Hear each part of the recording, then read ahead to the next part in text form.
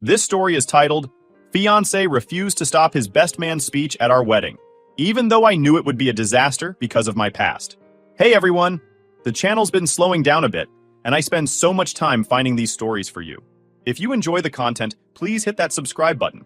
It means the world and helps keep this journey going strong. Let's grow together. Now let's start the video. OP starts by saying, Hey Reddit, I don't even know where to start with this. I guess I should give some backstory first. So, my fiancé Ryan, 30 male, and I, 29 female, have been together seriously since 2021. But we've known each other forever. Like, we grew up in the same friend group, and everyone's been close since middle school. It's one of those groups where people have come and gone over the years, but the core group stayed tight. Ryan's best man, Zach, 30 male, has been his best friend since before I even met him. He's always been a big personality in our group, the guy who jokes around and sometimes crosses the line, but means well, or so I thought. The other two groomsmen, Chris, 29 male, and Mike, 28 male, are also part of this core group, though they've always been more chill. To set the scene a bit more, I should mention Zach and I also go way back. We met in 6th grade, and I had the biggest crush on him back then. It was kind of obvious. I mean, I was super tall and awkward for my age, and he was one of the only guys my height, so everyone teased me about liking him.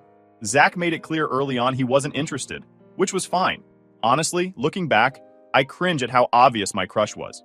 But whatever, it was middle school. We both moved on, and our friendship grew from there. Over the years, that old crush just became a running joke between us. Like, I'd laugh about how I used to have a thing for him, and he'd tease me about it in a lighthearted way. It was never anything weird, and I thought we were on the same page about it being harmless. But lately, I don't know. Zach's jokes have been hitting differently. It started small. He'd make comments when the whole group was hanging out about how he dated me first, which, for the record, is not true. I brushed it off at first because, like I said, Zach has always been a joker. But over the past few months, the comments have become more frequent and more uncomfortable. The worst part? Ryan didn't seem to notice.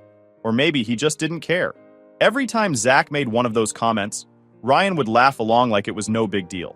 I didn't want to be the buzzkill who couldn't take a joke, so I kept quiet about how it made me feel. I just told myself, this is Zach being Zach. He doesn't mean anything by it. I regret brushing it off now. I should have said something the first time it crossed the line, but I didn't, and now things have spiraled. The big turning point came last weekend when Ryan and I invited Chris and Mike over to hang out. We were just chilling, talking about wedding stuff, when Chris and Mike shared this awkward look. Like, you know when someone clearly wants to say something but isn't sure if they should? That's exactly what was happening. Finally, after a bit of awkwardness, Chris spoke up. Hey, we need to tell you something about Zach, he said. At first, I thought maybe Zach had done something dumb at work, or gotten into trouble with a girl. But then Chris continued, and my stomach dropped. Zach's been talking about his best man speech, Chris said, glancing at Mike. And, well, he's got this idea for a story he wants to share. It's, about Anna. Mike jumped in to clarify. Yeah, he's been joking about how Anna has, made her way through the group, and I just sat there, stunned. I didn't even know how to react. What does that even mean? I asked. Chris and Mike hesitated, clearly uncomfortable. He's basically making it sound like you've dated or, been with every guy in the group before ending up with Ryan, Mike explained. My heart was pounding. For context, I did have 2 little middle school flings in the group before Ryan. One was with Chris. It was a classic, awkward first date where our parents dropped us off at the movies and picked us up after. The other was a short relationship with Mike in 8th grade that lasted all of 3 months and involved holding hands and a very cringeworthy hallway hug. That's it. Ryan is the only one I've ever dated seriously, and he's the only one I've been intimate with. The fact that Zach was twisting my innocent middle school history into something gross was beyond humiliating. Chris and Mike assured me they'd told Zach it was inappropriate, but his response, "Don't worry, Anna's maid of honor is proofreading all the speeches, so I can't get away with it anyway. But what if I could? What if I could?" Those words have been echoing in my head ever since. Like, who even thinks like that? Who even says something like that? Wasn't just a bad joke, it was malicious. Zach wasn't just trying to make a joke at my expense. He was actively trying to humiliate me in front of everyone we love on one of the most important days of our lives. Ryan was quiet through most of this conversation, which honestly hurt. I kept looking at him, expecting him to jump in and say something like, "That's unacceptable, I'll talk to Zach." But he didn't. He just sat there, nodding along as Chris and Mike filled us in. After Chris and Mike left, I tried to bring it up with Ryan. So, what do you think about what they said? I asked, trying to keep my voice calm. Ryan shrugged. I mean, it's Zach. You know how he is. He's always been a little over the top with his jokes. I felt my stomach sink. Ryan, this isn't just a joke. He's planning to stand up at our wedding and make me look like I don't even know what. How is that okay? It's not, Ryan said quickly. I'll talk to him. But the way he said it felt half-hearted, like he didn't really see the big deal. I didn't push it that night because I was already exhausted, but the whole situation has been eating at me ever since. I don't know what's going on with Zach. He's never acted like this before.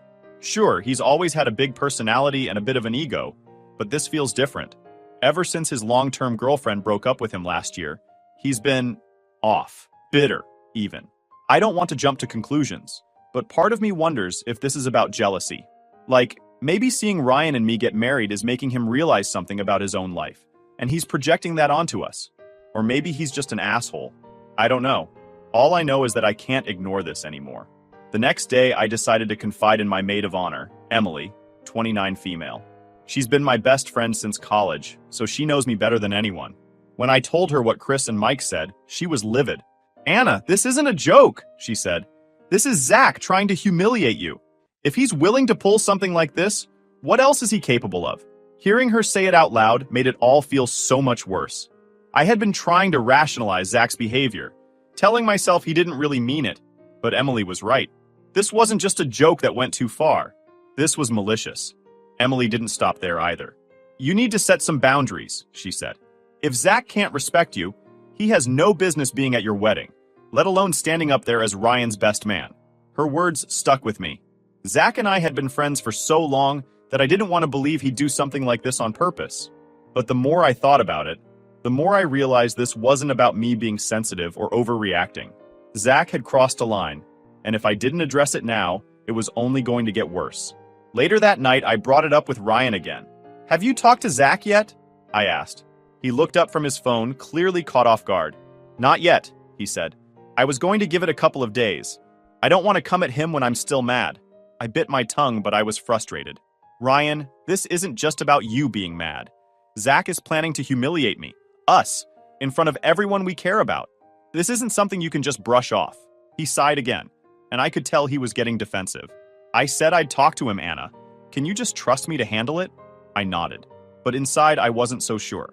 Ryan and Zach had been best friends for so long that I didn't know if Ryan could really hold him accountable.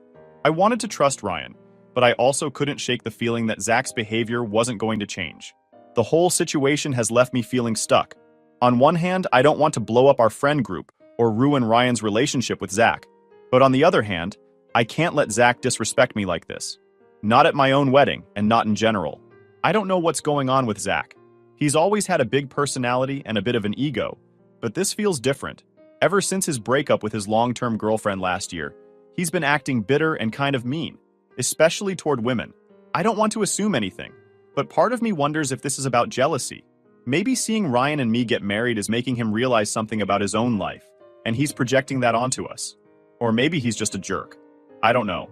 All I know is that I can't ignore this anymore. After the conversations with Chris, Mike, and Emily, I started seeing things about Zach that I hadn't really noticed before. Or maybe I'd just been ignoring them. For years, I chalked up his behavior to his personality. Zach's always been the type of guy who dominates a room, cracks inappropriate jokes, and pushes boundaries. But this wasn't just Zach being Zach. This was different. I spent the next few days replaying everything in my head. It wasn't just the jokes about me being passed around the group.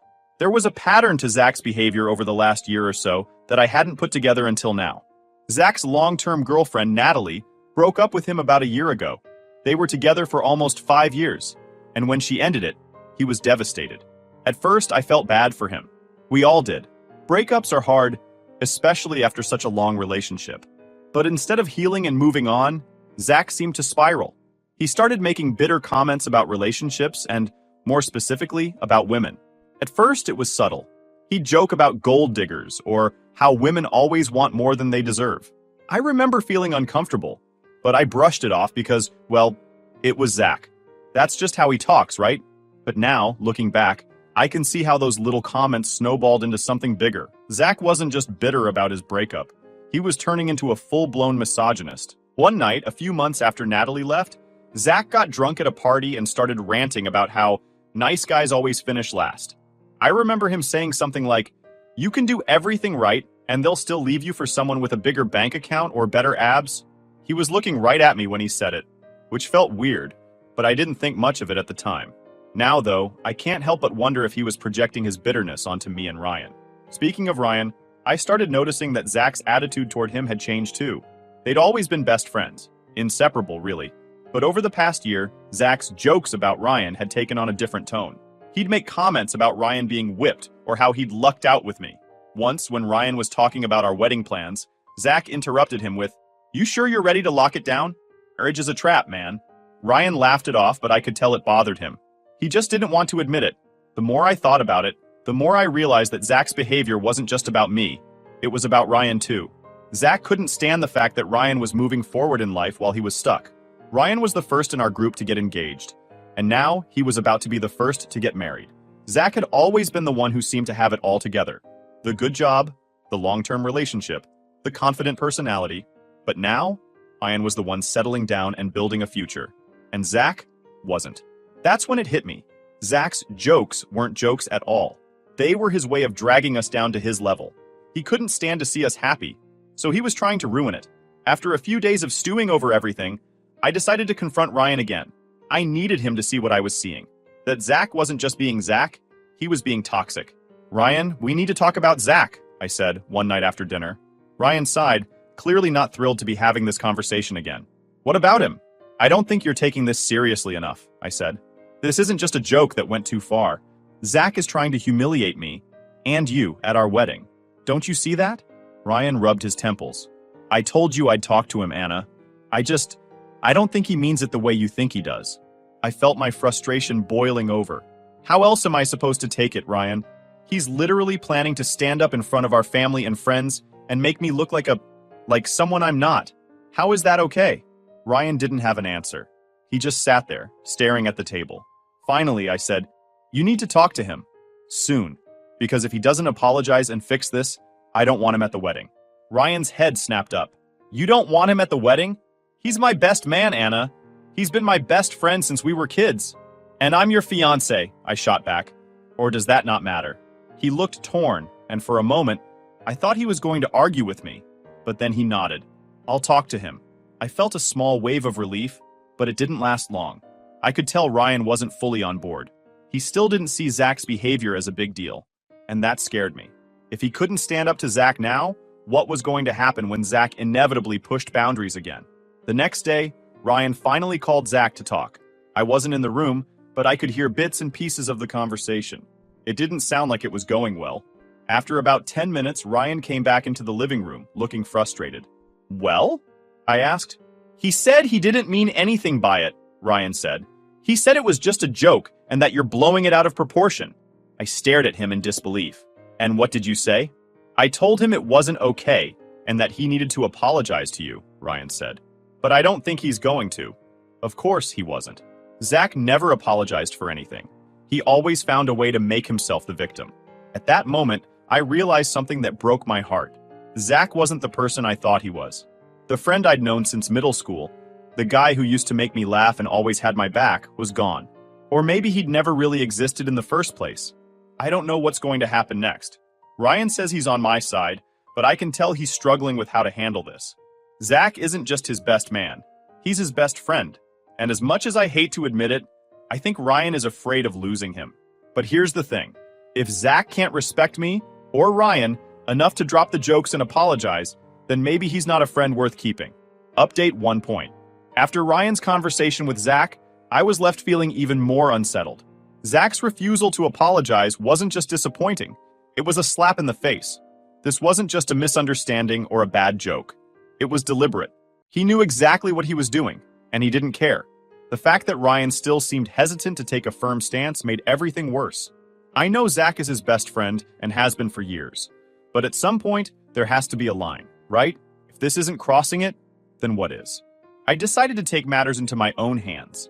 If Zach wasn't going to apologize and Ryan wasn't going to push harder, I had to protect myself.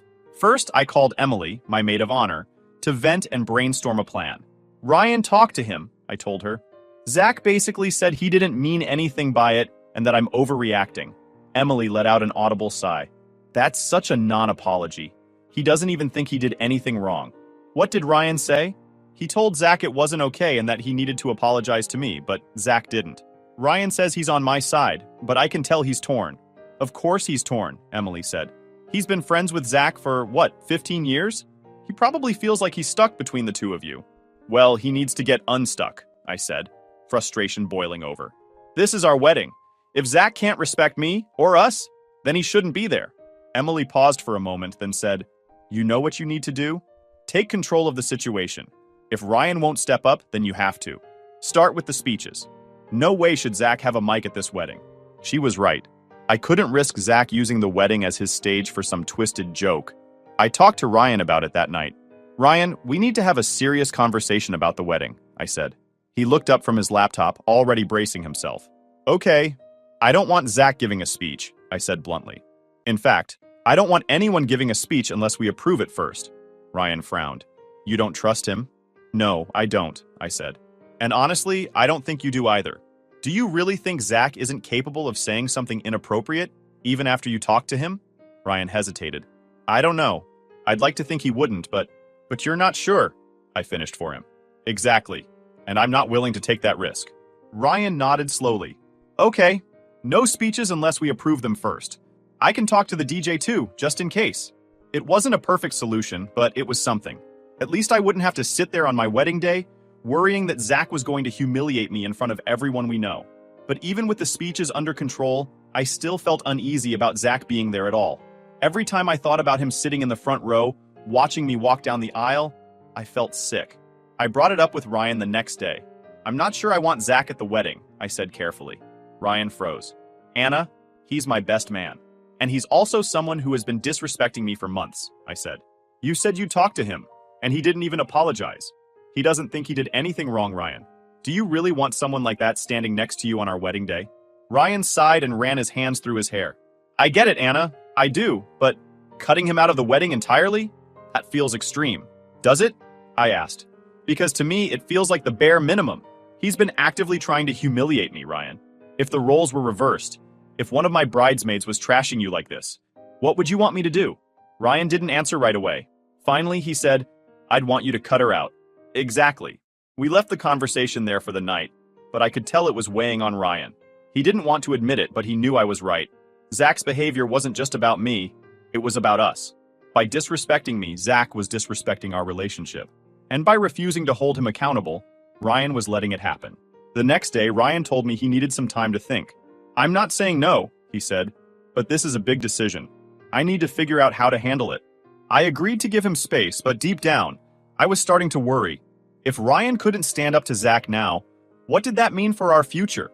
Would I always come second to his best friend? Would Zach always have this kind of power over us? While Ryan was thinking things over, I started putting plans in place to protect myself. I talked to Emily about some backup ideas, just in case Zach did end up at the wedding.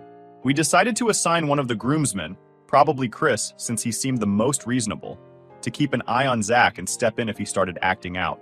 I also asked the DJ to cut the mic immediately if anyone went off script during the speeches.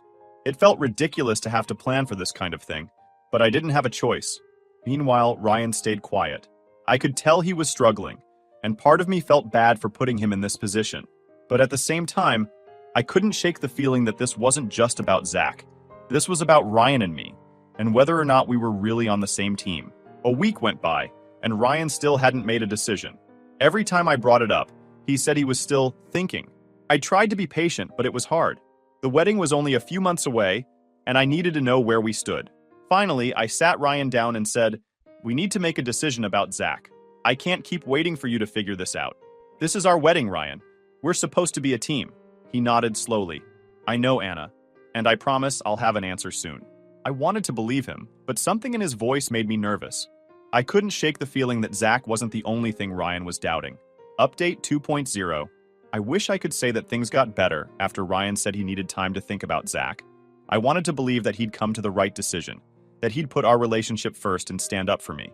But instead of clarity, all I got was more silence, more avoidance, and eventually a gut-wrenching conversation I'll never forget. The week after Ryan said he was still thinking about Zach, I could tell something was off. He wasn't just distant. He was actively avoiding me. When we were home together, he'd bury himself in work or mindlessly scroll on his phone. When I tried to bring up wedding plans, he'd give half-hearted responses like, "Let's figure it out later." It felt like I was planning this wedding alone. I tried to convince myself that it was just stress. Weddings are a lot, and the Zach situation definitely wasn't helping.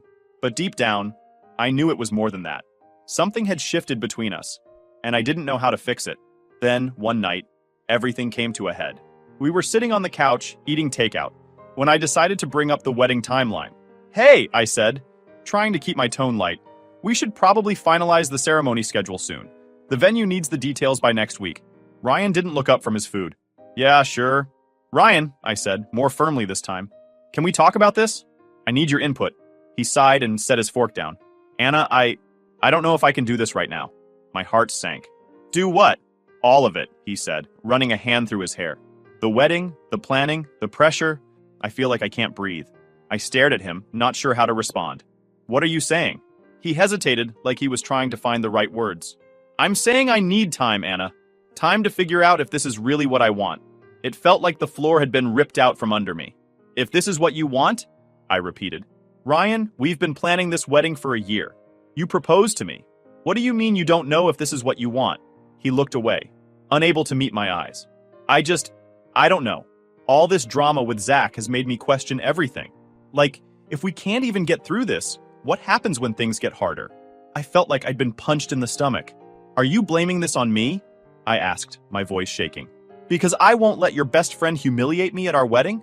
"No," he said quickly. "It's not about Zach. It's not just about Zach. It's about us. I feel like we've been fighting so much lately, and I don't know if that's normal." "We've been fighting because of Zach," I snapped. "Because he's been disrespecting me, and you won't do anything about it." "I did talk to him," Ryan said defensively. "But you want me to cut him out of my life entirely.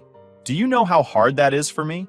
And do you know how hard it is for me to feel like I'm not your priority?" I shot back. "Ryan, I'm supposed to be your partner, your teammate. But right now it feels like Zach is more important to you than I am." He shook his head.